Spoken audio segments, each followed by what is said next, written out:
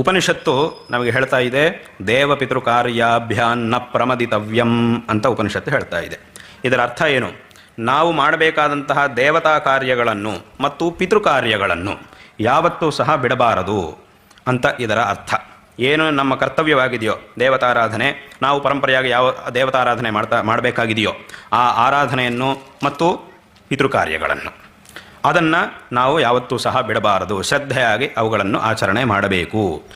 ಸ್ವಾಮಿಗಳು ಹೇಳಿದ ಹಾಗೆ ದೇವತಾ ಸಮಾರಾಧನೆ ಮತ್ತು ಪಿತೃ ಕಾರ್ಯಗಳನ್ನು ಅಂದರೆ ಶ್ರಾದ್ದ, ಮಾಸಿಕ ಅಥವಾ ವೈಕುಂಠ ಸಮಾರಾಧನೆಗಳನ್ನು ಚಾಚೂ ತಪ್ಪದೆ ಮಾಡಬೇಕು.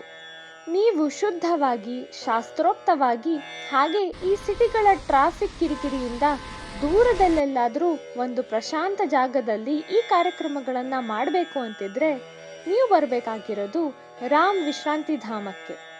ಇಲ್ಲಿ ನಿಮಗೆ ಕಾರ್ಯ ಮಾಡೋದಕ್ಕೆ ಜಾಗ, ಅದಕ್ಕೆ ತಕ್ಕಂತೆ ಊಟ ಉಪಚಾರ, ಮಡಿ ನೀರು, ಕಟ್ಟಿಗೆ ಒಲೆ, ಹಾಗೆ ವಾಸಿಸೋದಕ್ಕೆ ವ್ಯವಸ್ಥೆ ಕೂಡ ಇದೆ. ನೀವು ಮಾಡಬೇಕಾಗಿರೋದಿಷ್ಟೇ, ನೀವು ಕಾರ್ಯ ಮಾಡಿಸುವ ದಿನಾಂಕ ತಿಳಿಸಿದರೆ ಸಾಕು. ಮಿಕ್ಕಿದೆಲ್ಲ ಸಿದ್ಧತೆಗಳನ್ನು ಇಲ್ಲಿ ಮಾಡಿಕೊಡಲಾಗುತ್ತದೆ.